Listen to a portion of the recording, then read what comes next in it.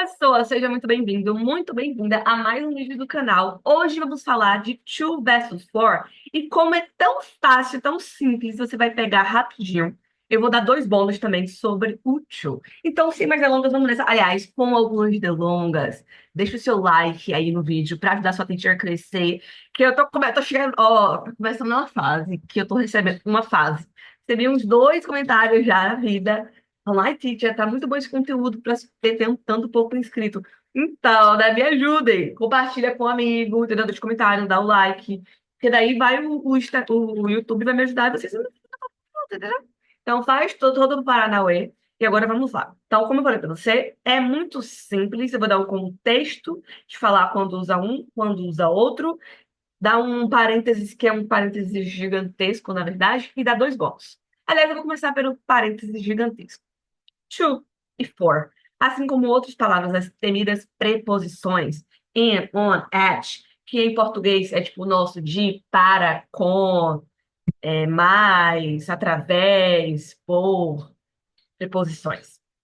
Essas preposições em inglês são geralmente as palavras pequenininhas, de duas, três letras, algumas têm até mais, mas, né, tipo to, tipo for.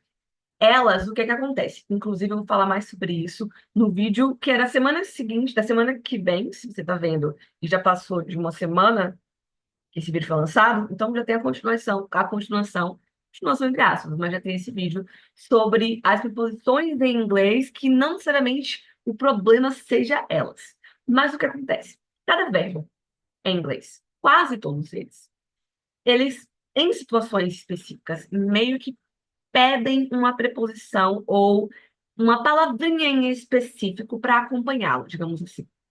E aí, às vezes, muitas vezes, vários verbos, dependendo da palavrinha que você acompanha, ele muda completamente de significado. Eu vou falar mais sobre isso nesse vídeo. O to e o for também sofrem isso. Dependendo do verbo, cada um verbo vai pedir que seja com o to e pode ter um verbo que peça o acompanhamento para a sua existência com o for. Por exemplo, listen to. Ah, I love to listen to music. Eu amo escutar música. Em inglês, o verbo listen, escutar, precisa do acompanhamento do to. Ele só vem com o to, se for nesse sentido de escutar uma música. Então, listen to. Ah, o que é que significa? Escutar, normal. Só que em inglês, o listen precisa do to. E outras situações acontecem com o for também. Hoje, o que eu vou te falar que é muito simples, que você consegue diferenciar, é um uso específico que o to tem, que é diferente de um contraponto a um outro uso específico que o for tem, que é geralmente onde as pessoas se embananam. É numa situação onde cada um tem um uso específico que independe do verbo que tá acompanhando, certo? Então, nesse momento, primeiro, eu quero que você tenha essa clareza de que tem situações onde essa explicação que eu vou te dar não vai funcionar, porque não é essa situação que eu vou explicar hoje. Aí vai ser um caso de fato, um verbo específico que pede aquela. Qual a melhor forma de aprender? Consumindo muito inglês. E aos pouquinhos você vai firmando. Então, agora vamos cuidar do que dá para, de fato, pegar em uma aula e praticar em casa. Qual que é a diferença do to and for? Se eu falo numa frase assim, teacher, I will do it to you. I will do it for you. Can you write to me? Can you write for me? Acho que vamos pegar essa como base e eu já vou aproveitar para compartilhar o quadro branco para quem é mais visual e todas as formas é muito bom e a professora de vocês é visual, então já sabe.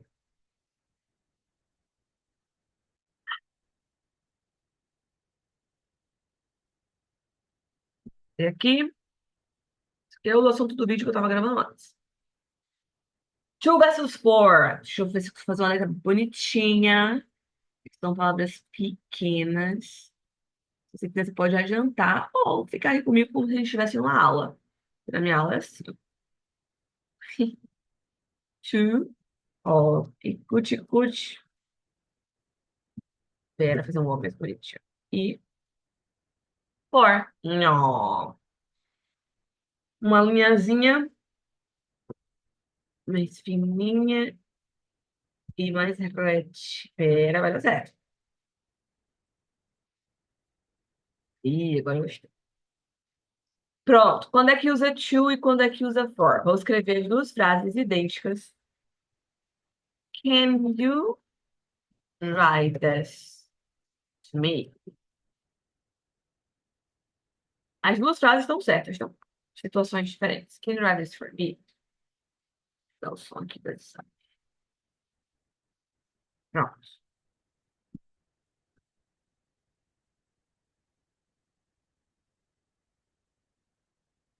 E eu falo, can you write this to me?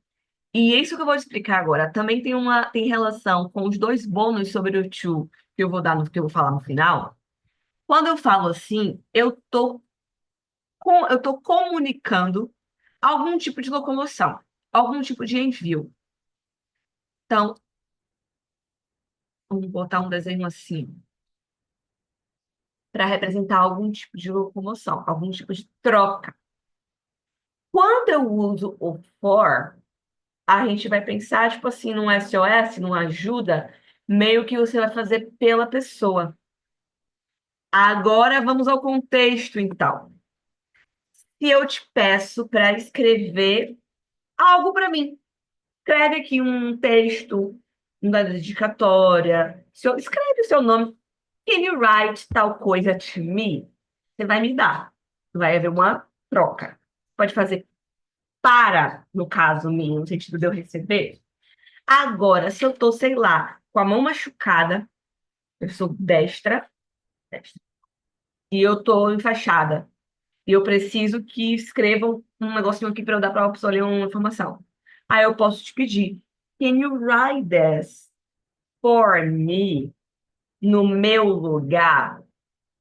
Para mim, no sentido de no meu lugar?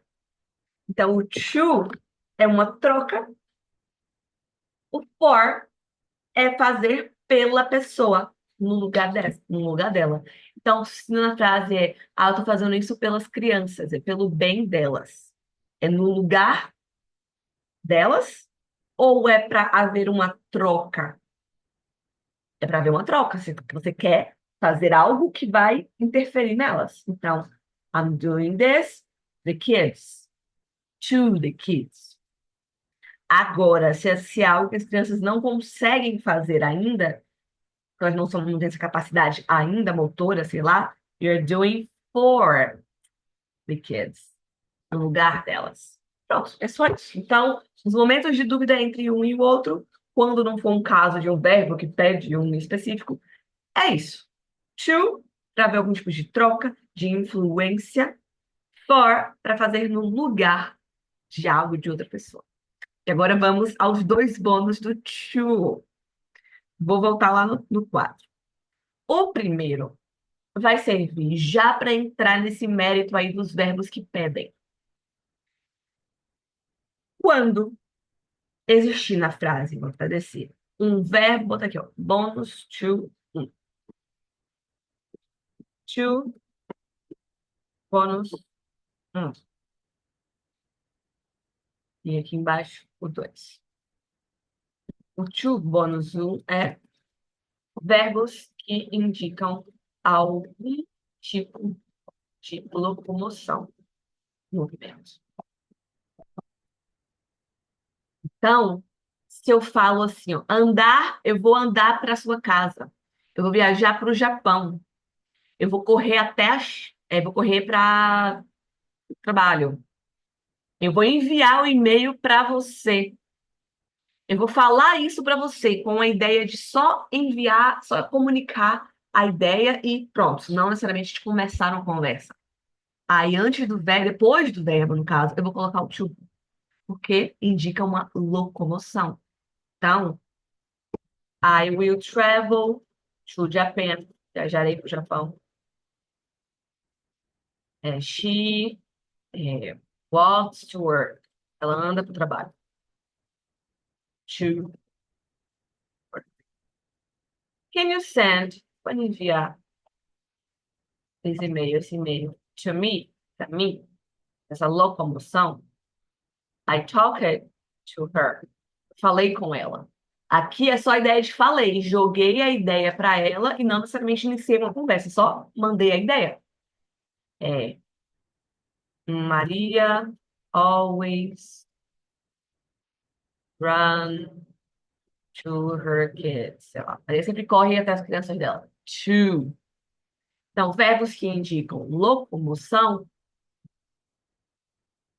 Ah, teacher, mas toque não indica locomoção. Mas nessa frase eu quis indicar uma locomoção da ideia e não início de conversa.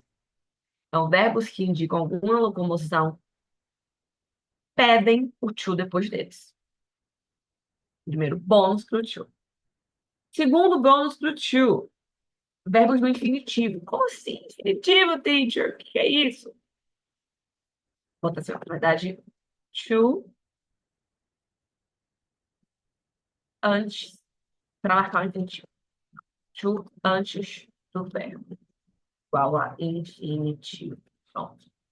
Como assim, teacher? O que é infinitivo? Infinitivo são os verbos terminados em a, é ou ir no português. Como assim, teacher? Beber, comer, sair, andar. Nas situações onde você usa eles assim. Então, eu quero comer, eu preciso sair. Nós podíamos estudar. Repara como ele está sem uma pessoa conjugando. Tem um primeiro verbo conjugado pela pessoa, eu quero. Então, quero está conjugado por eu, não é querer, é quero. Eu quero sair. O segundo está no infinitivo, está infinito. Então, quando isso acontecer em inglês, não tem como finalizar o verbo diferente. O que se faz? Você coloca o to antes dele. Então, eu quero sair. I want to go. Ela quer comer. Ela precisa comer. She needs to eat. É, ele gosta de dançar. He likes to dance. E aí, repare que o to vem antes do verbo e não depois. Então, lá em cima, quando eu estou falando de locomoção, ele vai indicar logo depois do verbo para onde que essa ação está sendo locomovida. Já que não, como ele vai marcar o infinitivo, ele marca antes. Ele meio que separa um verbo do outro. Tá vendo? Agora é sua vez. Pratique aí, tira o print, escreva, manda frases aqui embaixo para eu te corrigir, para te ajudar a praticar. Melhor ainda para eu responder, com certeza, a gente troca até uma ideia. Me segue no Insta e a gente conversa por lá. Hey, Teacher Gabs, beleza? Pratique daí que vai ficar fácil. Kisses, espero que vocês tenham gostado. Deixe seu like e bye!